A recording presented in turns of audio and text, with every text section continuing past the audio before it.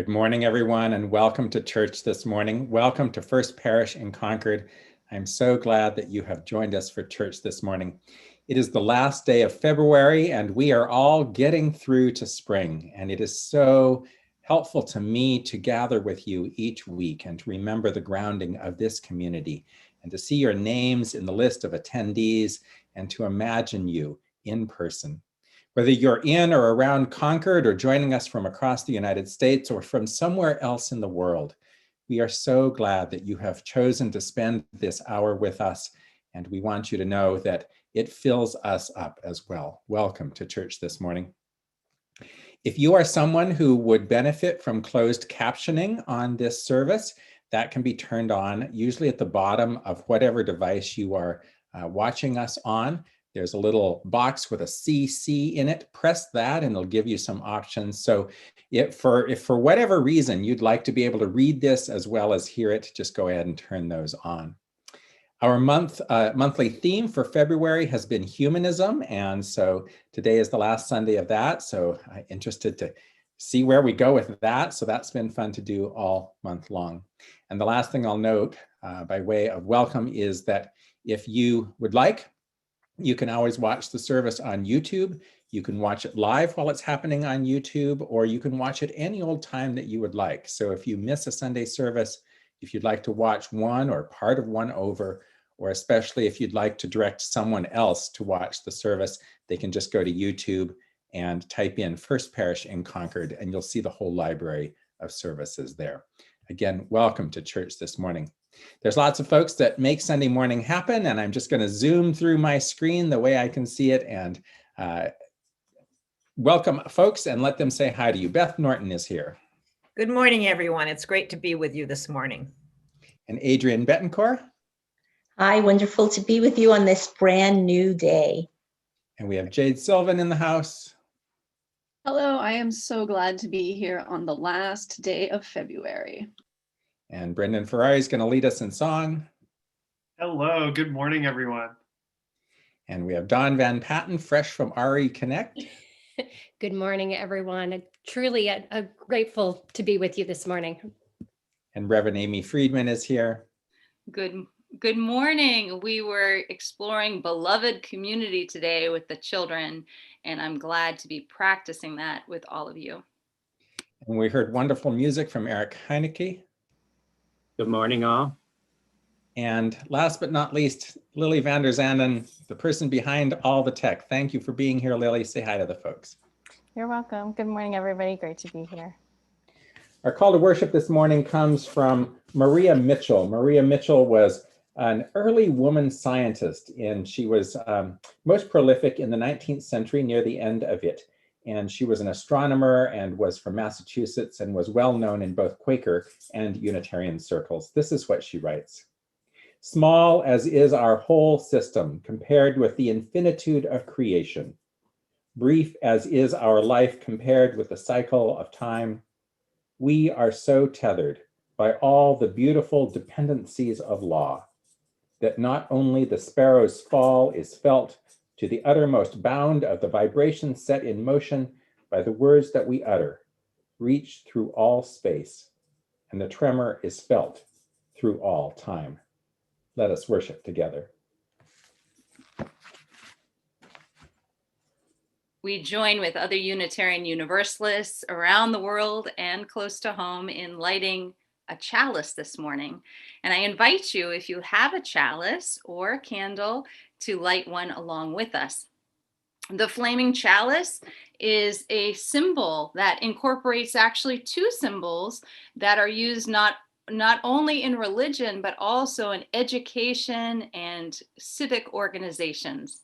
One is the chalice, a cup or a container, and the other is a flame or light or fire. We bring them both together to create our flaming chalice, symbol of the religious community that we share, that is made holy through our practice and our attention. Let's join together in our chalice lighting response. O flame of our faith, Open our hearts and fill our bodies and souls with persistent strength. Enliven our spirits and engage us deeply in this life of ours, this sacred, essential moment now. As you may know, this is the season where we are preparing for our annual pledge campaign. Those are the financial contributions that help to sustain our religious community. And so this month we have testimonials from members of our congregation. And today we will be hearing from a longtime member and leader of First Parish in Concord, Peter Nobley.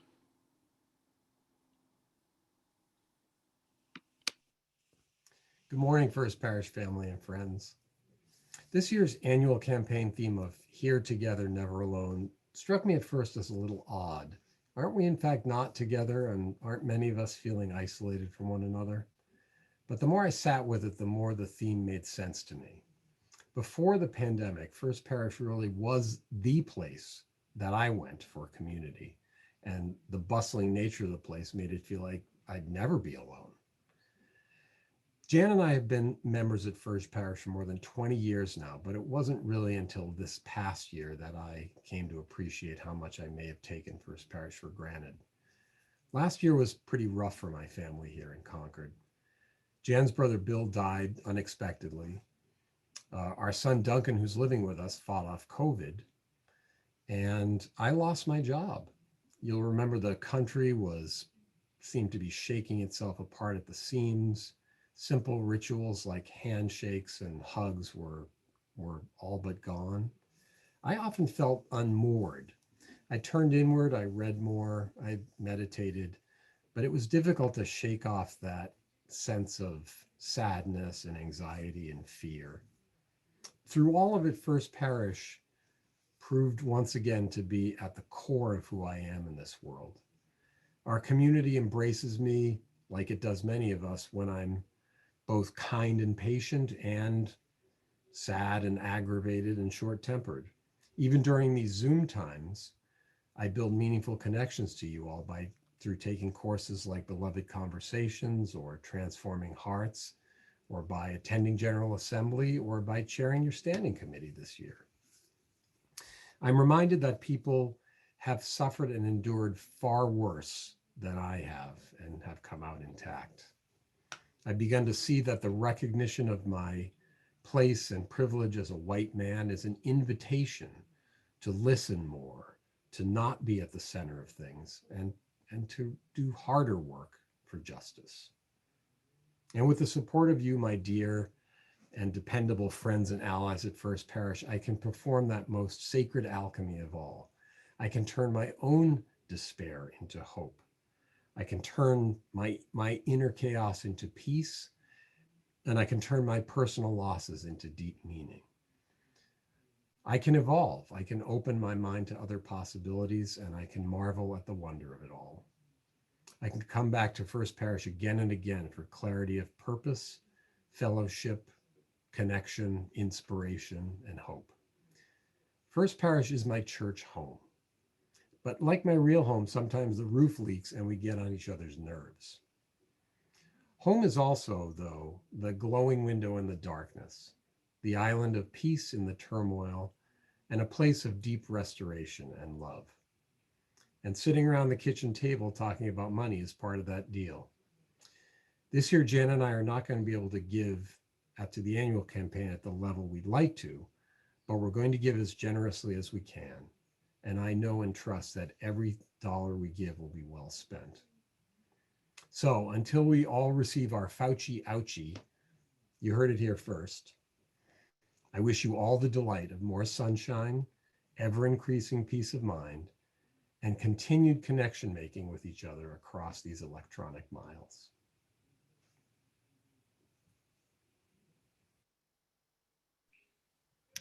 Hello again, everyone. At this time, please join me in singing along with this video project of Where Do We Come From?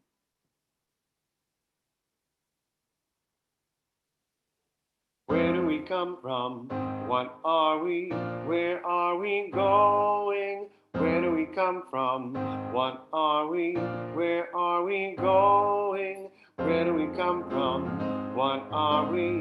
Where are we going? Where do we come from? What are we? Where are we going? Where do we come from?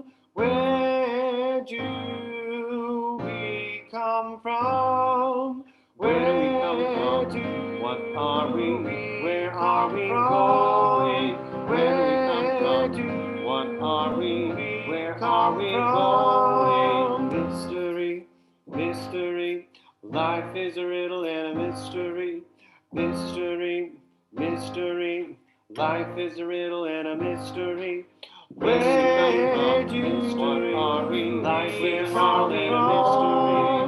Mystery, what are we? Life is a riddle and a mystery.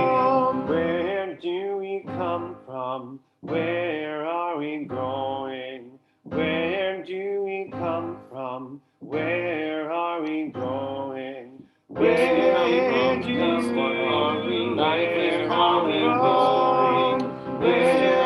Where do what are we? Life is a riddle and a mystery. Where do what are we? Life is a riddle and a mystery. Where do what are we? Where are we going? Where do what are we? Life is a riddle and a mystery. Where do what are we? Where are we going?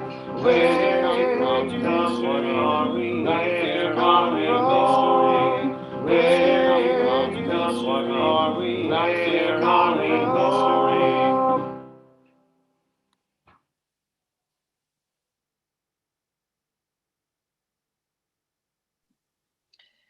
Good morning, everyone. Right now is the time when we invite children, if they are watching, to come to the front, as it were, the metaphorical front. But of course, everybody is welcome to listen. It is the children's message time.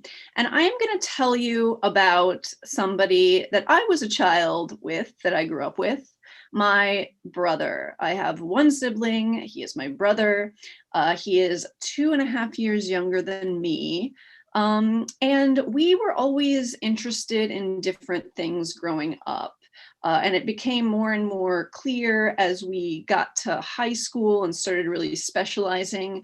He was interested in science and math, and I was interested in art and spirituality and theater. And then when we went to college, and when we didn't get along that well in high school, actually, we were, in different groups, right? Maybe some of you with siblings might have a similar experience, having different interests. You're in different groups. You don't really, connect with your siblings. But it was when we went to college and he started majoring in physics and math, and I started majoring in religious studies, that we really started connecting weirdly. We went to different colleges and our interests, some would say, were polar opposites. I know a lot of people, both liberal and conservative, think that scientists and religious people can't get along and they're opposites somehow. But we really never saw it that way. And in fact, it was in college when we started to get really close, and we would have long conversations on the phone about what we were studying. And I would talk about the mysticism and the Catholic mysticism that I was studying in school, and Buddhism. And he would talk about quantum physics, which he, was starting to learn about. And we just were interested in what was similar, and just the wonder and the mystery of the world. Like what we came to discover is we were both pulled by the same interests, and the interest was just being amazed by this world we're living in and being curious about it. And I have a very dignified photo of my brother and me from just a few years ago that I think Lily can show you. There we are. That's my brother John. Now he is a physics professor at the University of Arizona, and I am here with you as a minister in training. And we continue to be very close and to love to talk about our work and just being amazed by the wonder in the world. So I just wanted to share that. as a nice example of how science and religion aren't really opposites. In fact, from my perspective and from the perspective of the closest scientist in my life, they are in some ways the same. They are both curious and in awe of the wonders of the universe. So thank you so much for listening to me and my brother. His name is John, by the way. Have a great morning, and I look forward to Howard's sermon. Now, please join me in singing Let Us Open Our Eyes.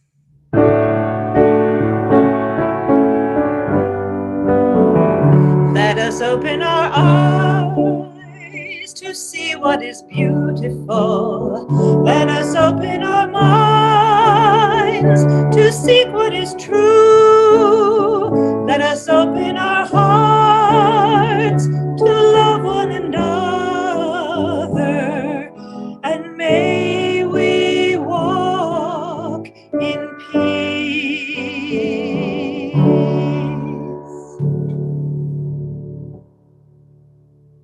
For our reading today, I'd like to share an excerpt from American Religious Humanism by Mason Olds.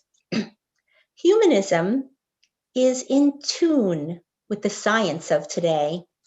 Humanists therefore recognize that we live in a natural universe of great size and age, that we evolved on this planet over a long period of time, that there's no compelling evidence for a separable soul, and that human beings have certain built-in needs that effectively form the basis for any human-oriented value system. Humanism is in tune with new technological developments. Humanists are willing to take part in emerging scientific and technological discoveries in order to exercise their moral influence on these revolutions as they come about. Humanism is, in sum, a philosophy of those in love with life. Humanists take responsibility for their own lives and relish the adventure of being part of new discoveries, seeking new knowledge, and exploring new options. Thank you, Lily, for that reading. What a time to be alive. What a time to be living in this world in all of its beauty and all of its awfulness. This has been quite the year. I don't have to tell you that. We have been through this pandemic for almost a year now, and those anniversaries are going to be bittersweet. They'll be bitter because we will remember all of the things that we have lost. We have lost connection, we have lost people, some of us have lost our jobs, some of us have lost connection to family and to friends, lots of losses, but also lots of resilience. And what a time to be attuned to science. Certainly through this COVID-19 pandemic, we have at every step of the way been keenly interested in what science had to say. And in fact, it's science that has allowed us to weather this storm as well as we have. I know that you can remember back to those early days, about a year ago. I mean, we did not know what had come upon us. And if you're like me, you remember those first few weeks as being really quite frightening. I mean, we did not know how deadly this virus was. And as people started to die, and as we got more and more fearful, for me, the thing that kept me from panic was knowing that there were scientists who were in fact studying this as fast as they could, as quickly as they could. And they were trying with all their might to get the latest scientific research out there. Now, we know that for a lot of reasons, it was hard to get that information out there. A year ago, this time, we were embroiled in the first impeachment, and our country did not have ears to listen to the scientists. And so there was a time there in which it felt to me as if panic would rule the day, as if the whole thing would shut down and that we would lose everything. And then little by little, folks like Anthony Fauci and Deborah Birx just kept in their persistent way talking about the science. And they didn't get it absolutely right the first time. In fact, they had to kind of keep coming back and saying, no, this is how we understand it. No, this is how we understand it. And that's just the way that science works. You try something and you see what happens and you adjust and you move forward. And isn't that like all of life?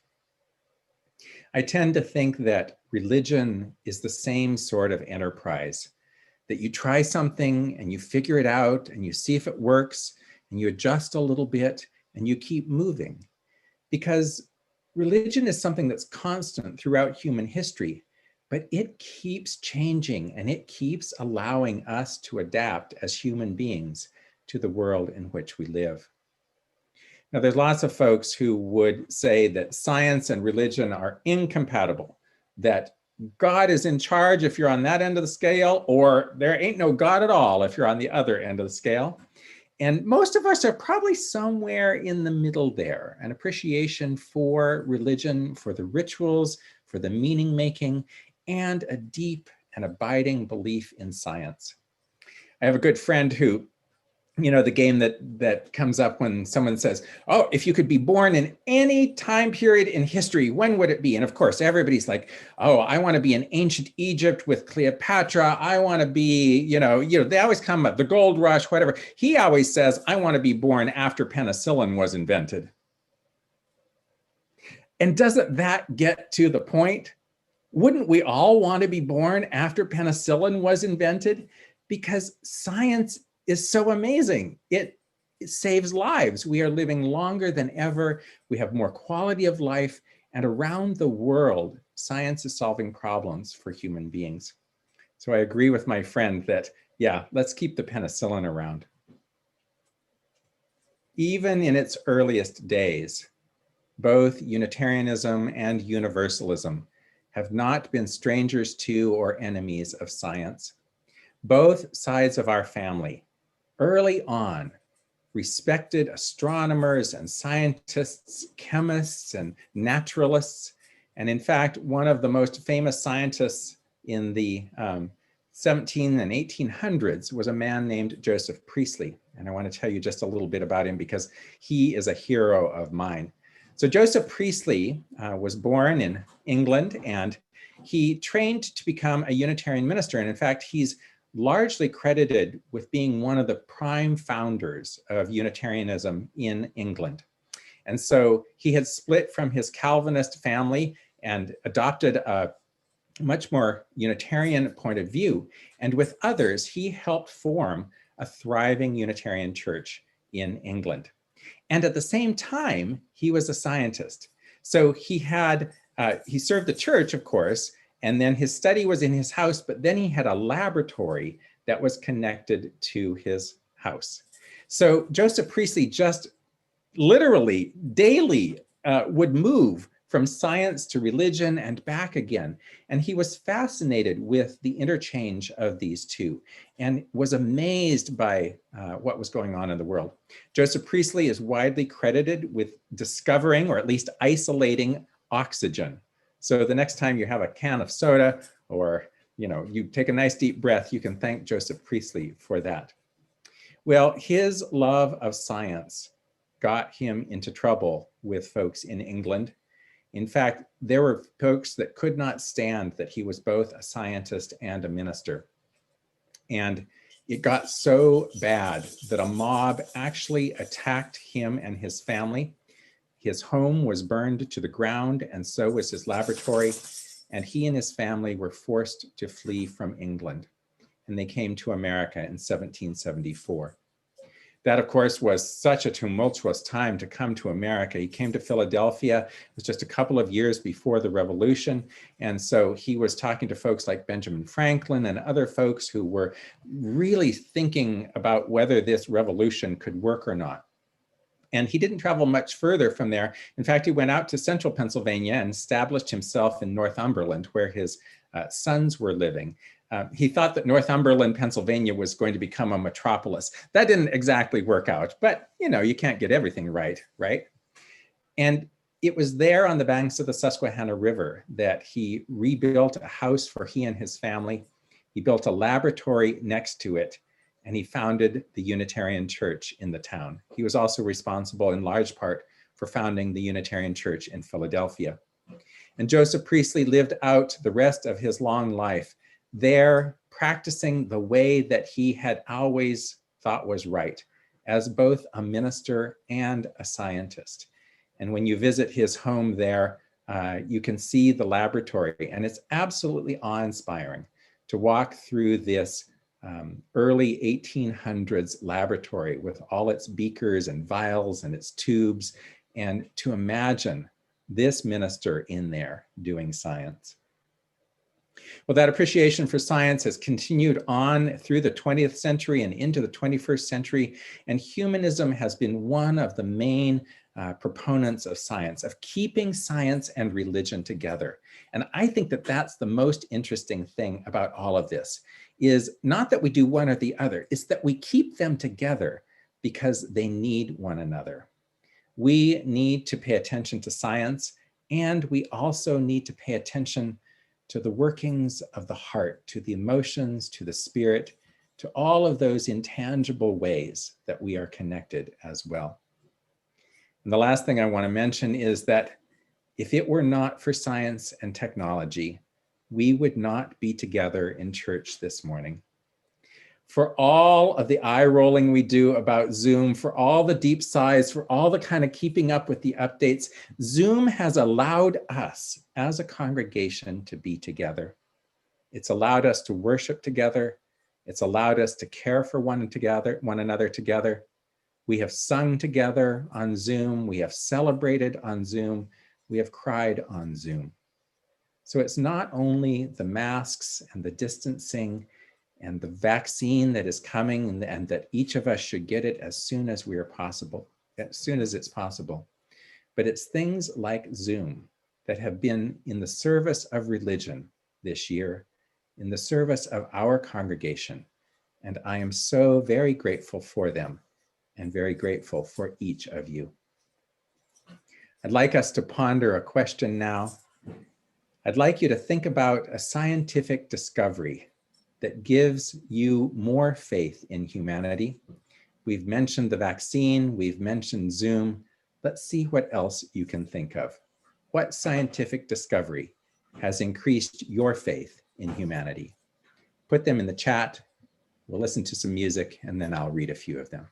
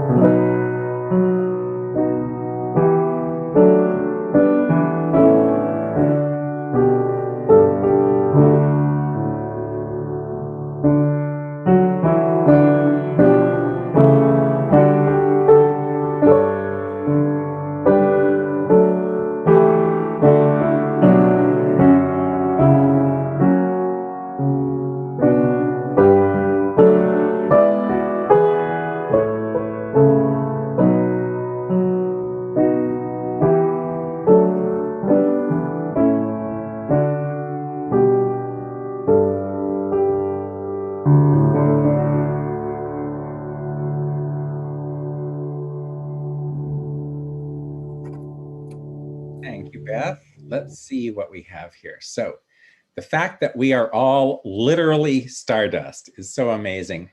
Neurofeedback, photovoltaic cells. These are some things I've never even heard of. The smallpox shot, solar power, evolution, vaccines in general, birth control, the internet, X-rays. Let's see, we've got some repeats here. Video recordings online, the telephone, the electric car, hearing aids, chemotherapy and other cancer treatments, electricity, brain science, the search for extraterrestrial life, anesthesia, The theory of relativity, electric cars again, electric storage batteries, the immune system, dinosaurs. I tell you, we are all over the place. This is a good list. Let me see if there's anything else. Adaptive technologies, refrigeration. How basic is that? Lots and lots of things. Take a moment and look at all of these in the chat when you get a chance. And thanks for all of your great ideas. Let us sing together. I'm going to invite you now to sing along with me a hymn that is in our hymn book it's beautiful text by John G. Mckinnon, who was a UU minister in the 20th century. He lived for 80 years of the 20th century. A beautiful, beautiful, awe-inspiring hymn that we don't sing because it has a tune that is harder to learn. I just played it as we were reflecting.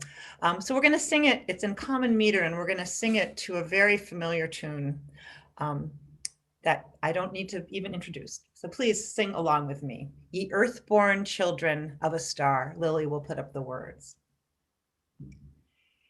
Ye earthborn children of a star, amid the depths of space, the cosmic wonder from afar, within your mind's embrace.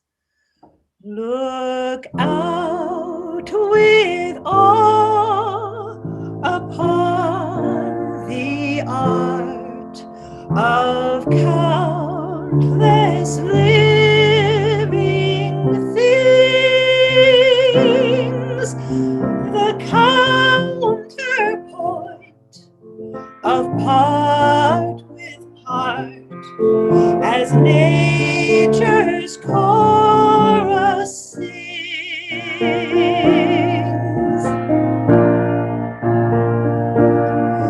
Beyond the wonder you have wrought within your little time, the knowledge wrought, the wisdom sought, the ornaments of rhyme.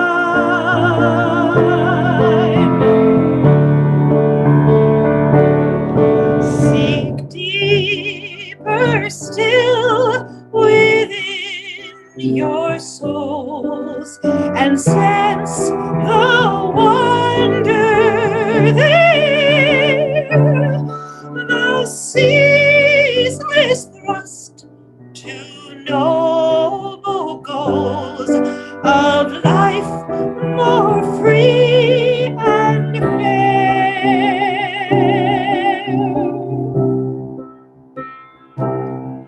Ye earthborn children of a star, who seek and long and strive, take humble pride in what you are. Be glad, oh be glad to be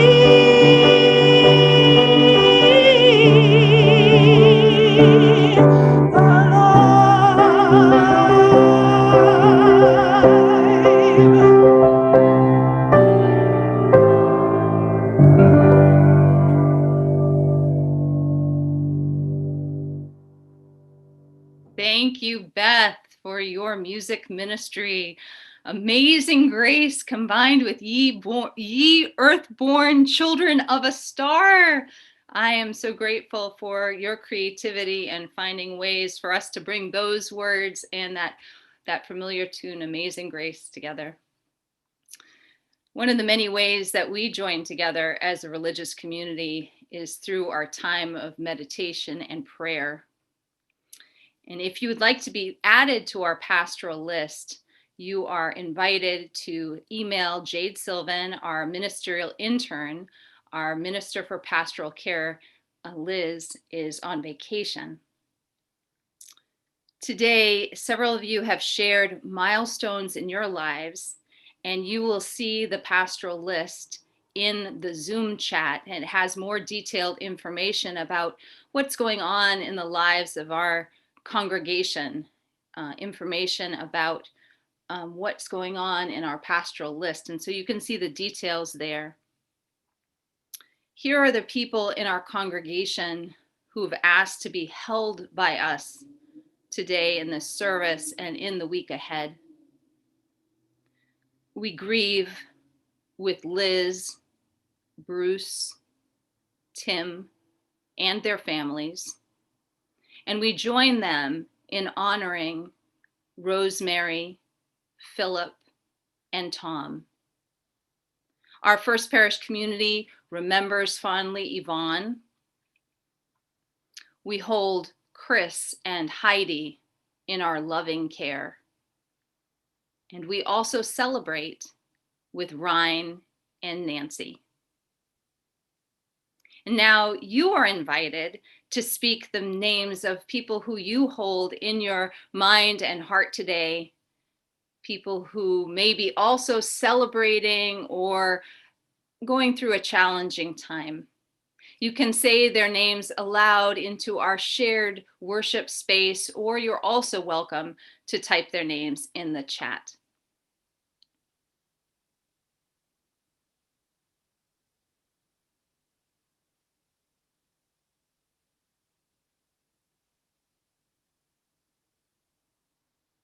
Let us join together in singing Spirit of Life.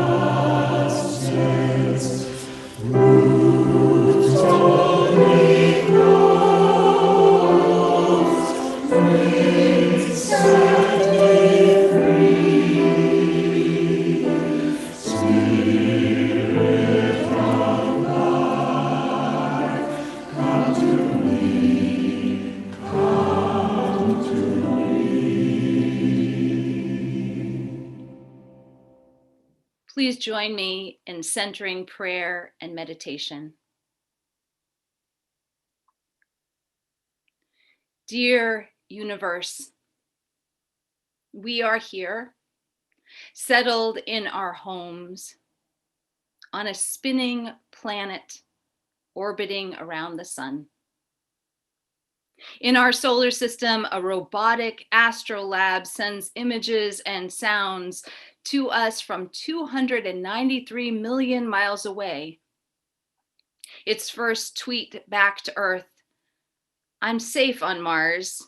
Perseverance will get you anywhere. Dear universe, help us to persevere. We pray for scientific innovation and global cooperation to bring an end to this healthcare crisis.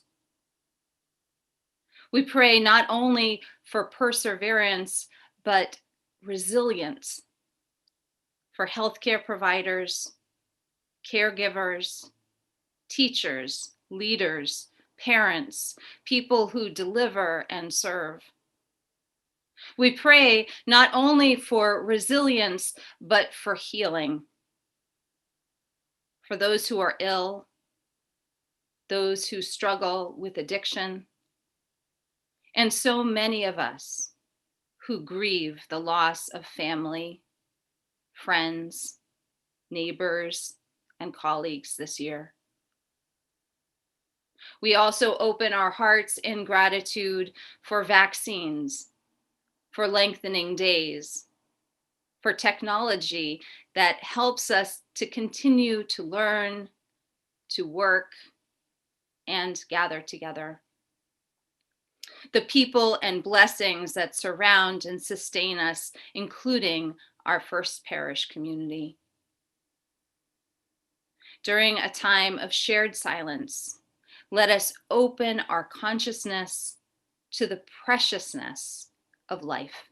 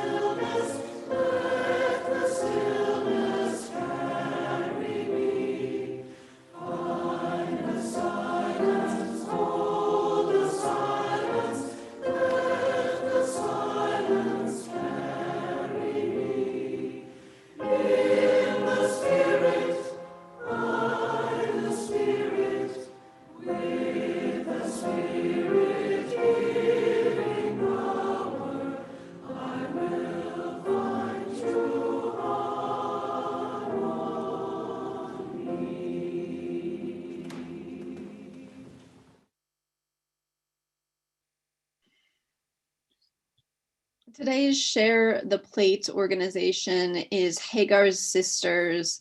And in the video today, I just wanted to give you a brief content note.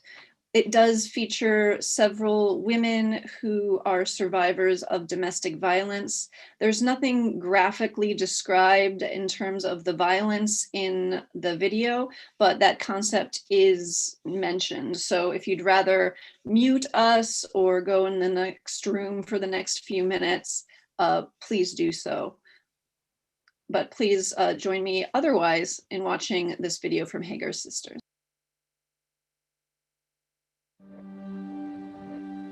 I think Hagar's Sisters is really important as a support network for women that are in positions of domestic violence. You feel very alone in that position. To have the understanding that there are other people that share your experience when you feel like you maybe are the only one in that place is so empowering just from the get-go, and then to be able to learn more about the whole cycle of domestic violence, and to understand and put words and definitions to your life experience really helps you process it so well.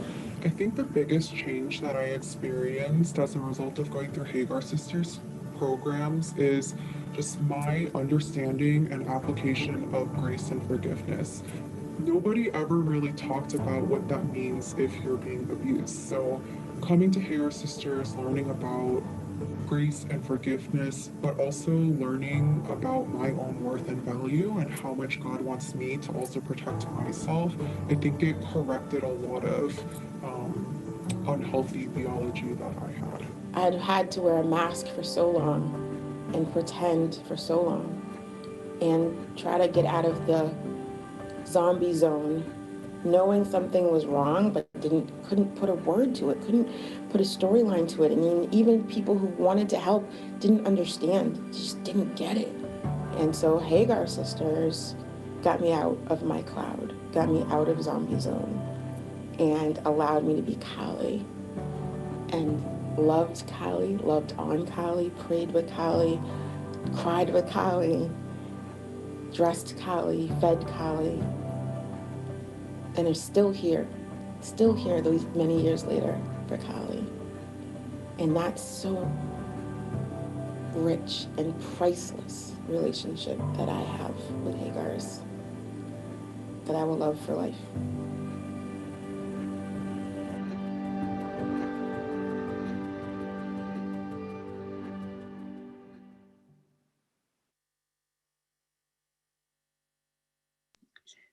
If you would like more information about Hagar's Sisters, its founder, Joyce Shelter Holt, will be at coffee hour today.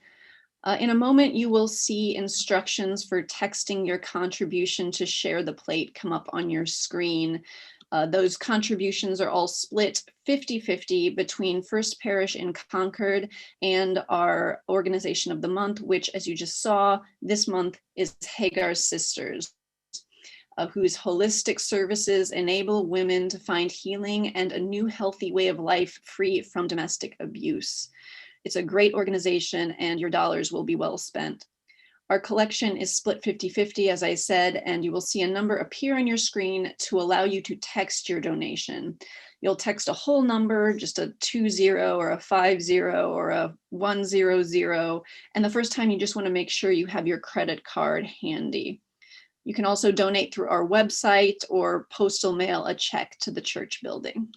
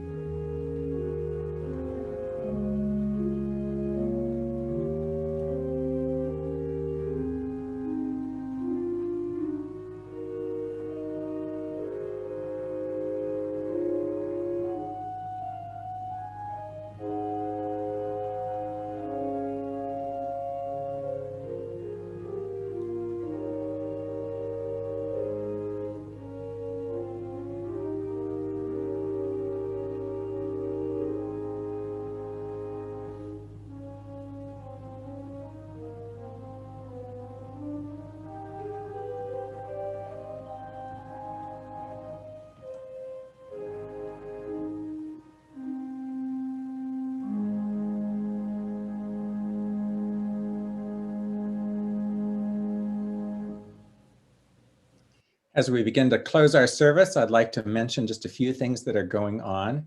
The best way to keep up on all that's happening in and around First Parish is to either go to the First Parish website or pay attention to FP Weekly. That's a weekly email that will come to you.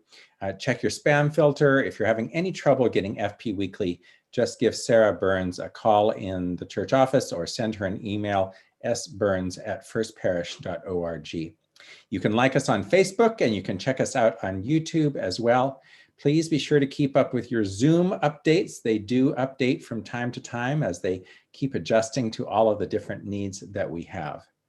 Each Sunday morning, we have First Parish Family RE Connect from 9 o'clock to 9:30. This is a live Zoom meeting with a brief message and activities, and Dawn and Amy can give you more information about that and also get you the link if you need it. The Share the Plate nominations are now open until the end of March, so you have a full month to think about that. Church pledging members and chartered groups are now invited to nominate 501c3 organizations for the next September through June Share the Plate collections. You can contact Adrian and or look at the social action section on our website for more information. That website is firstparish.org. Immediately following this service, if you are interested, you can join the Worship Sharing Circle. This is a great chance to talk with folks about the themes of the service.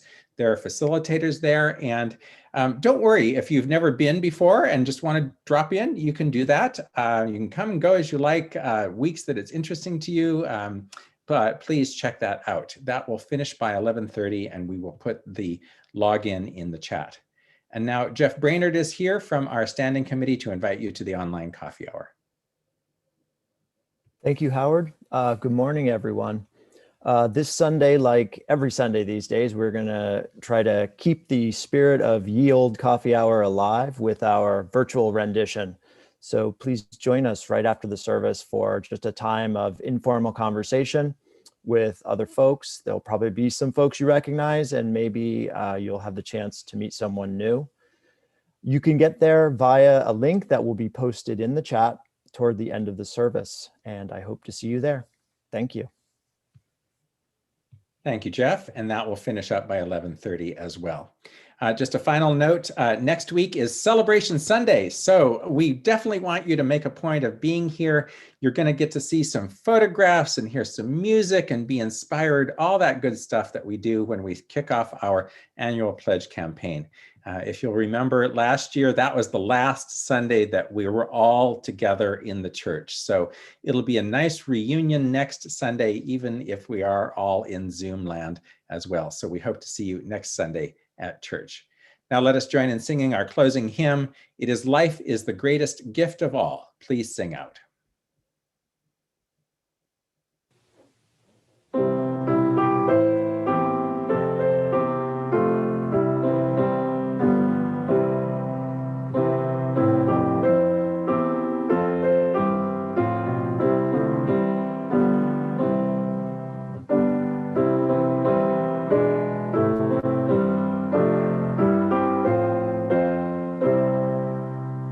Life is the greatest